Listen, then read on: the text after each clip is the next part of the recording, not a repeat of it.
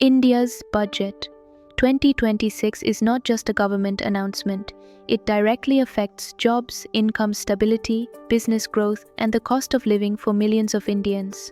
The government has increased capital expenditure to 12.2 lakh crore rupees, mainly for roads, railways, logistics, and digital infrastructure.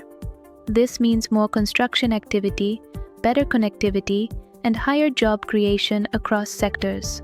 The fiscal deficit target is set at 4.3% of GDP, while nominal GDP growth is projected around 10%. This signals an effort to balance economic growth with financial discipline. Gross tax revenue is expected to grow by around 8%, supported by higher income tax and corporate tax collections. This allows the government to fund public services without excessive borrowing. Capital receipts excluding borrowings are projected to rise by nearly 85%, mainly through disinvestment and asset monetization. This provides additional funds for infrastructure and development projects. The budget continues strong support for MSMEs, manufacturing, technology, and employment-linked schemes, with a focus on growth in Tier 2 and Tier 3 cities. Budget numbers are not meant only for economists.